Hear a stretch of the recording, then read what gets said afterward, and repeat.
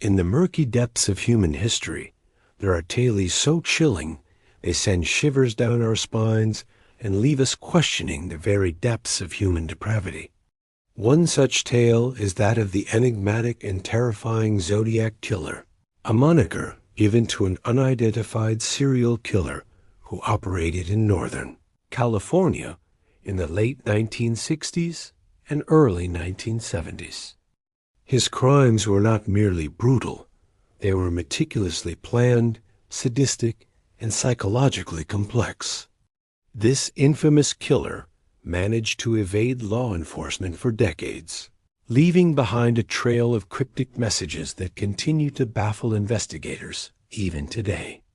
Join me on this journey as we delve into the chilling chronicles of the Zodiac Killer, exploring the haunting details of his crimes and the enduring mysteries that surround him. All right, it's time for bed, kiddo. Are you sure you wouldn't like to hear one more story? Please, one more. All right, here goes. I was born sometime in the mid-1940s. The exact year? That's for you to guess. I grew up in California, maybe in the Vallejo area, maybe Riverside, maybe not. I learned early how to blend in. I was quiet, unassuming, invisible. I watched how others moved through life, aimless, distracted. I moved differently, calculated, focused. Then I joined the Navy. I handled weapons, learned ciphers, cryptography, timing, control. People think evil announces itself, but it doesn't. It waits. I waited. I was just another man. No record, no real identity. That was by design. Then came December 20th, 1968, Lake Herman Road, a quiet place where young lovers went to be alone. David Faraday and Betty Lou Jensen. I watched them from the dark, my breath frozen in the cold air. I approached slowly, methodically. A flashlight, a gun, panic, shots fired. David died first. Betty tried to run. I put 5 bullets in her back. My first 2 kills clean, detached. I disappeared before the sirens ever cried, and nobody knew it was only the beginning. 7 months passed. Then, Blue Rock Springs, July 4th, 1969, I came back. Different car, same need. Michael Mago and Darlene Farron sat parked. I got out, shot them through the window. Again. Darlene died. Michael didn't. He screamed. He saw me, but not clearly enough. You want to know how brazen I was? I called the police myself that night, from a payphone not far from the station. My voice calm, my words cold. I wish to report a double murder at Blue Rock Springs. You'd better get there fast. They recorded it, played it back. I knew they would. I wanted them to hear the calm in my voice. Later, I sent letters to the Vallejo Times-Herald, the San Francisco Examiner, and the San Francisco Chronicle. Inside were ciphers. I called them cryptograms, filled with symbols I knew most people could unread. The first cipher was cracked, but it didn't matter. The message was the same. I kill for fun. On September 27th, 1969, I changed my approach. Lake Berryessa. Daylight. A risk? Maybe. But I wanted something different. I wore a black hood with my crosshair symbol stitched on it. I even brought a pre-written message to leave behind.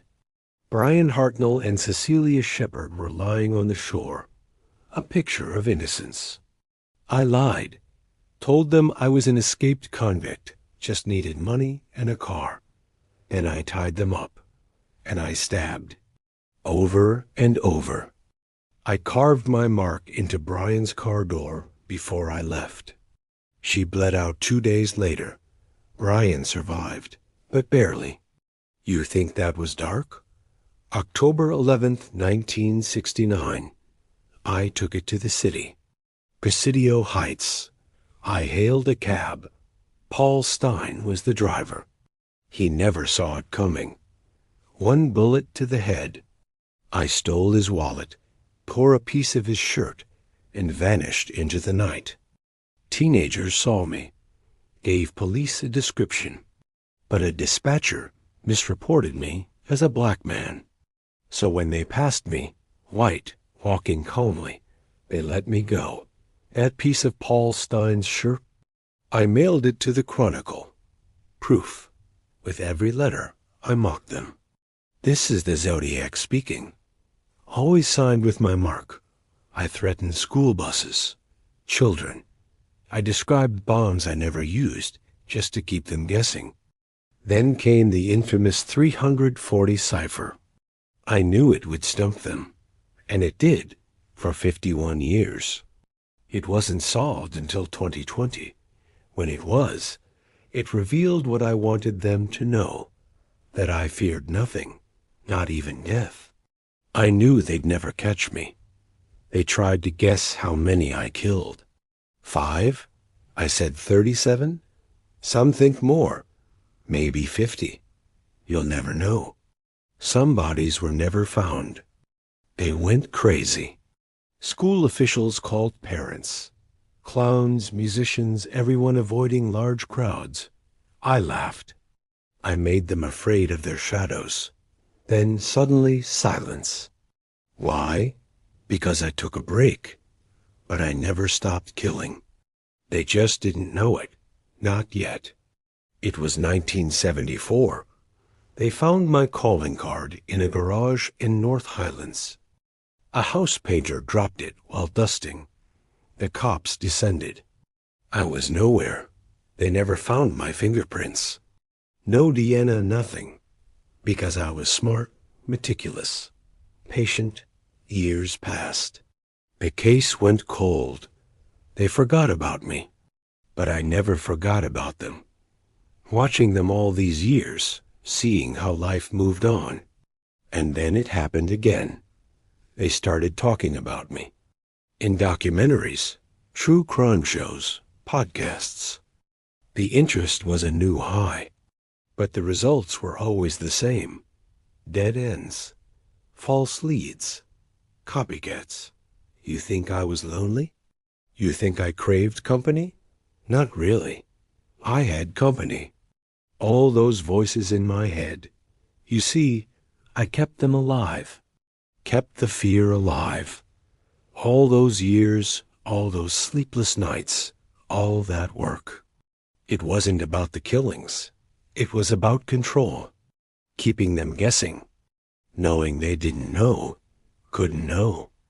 I gave them ciphers because I liked puzzles. Sent them letters because I liked hearing myself talk. Carved my mark on their city because I liked signatures. I was an artist. They were my canvas. When they finally caught up to me, if they ever do, they'll find nothing. No body, no grave, no remains. Only stories and whispers. I'll be a myth, a boogeyman, a ghost with a gun. If you think I stopped in 1974, you're wrong. If you think I'm dead, you're wrong. Twice. They never caught me. Never saw my face. Never knew my name.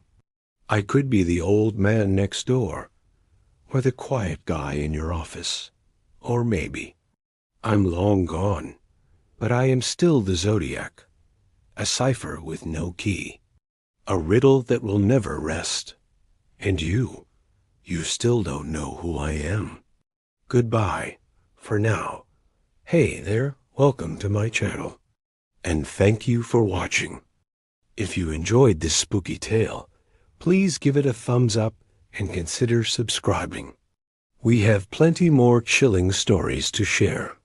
Until next time, stay safe and watch your back.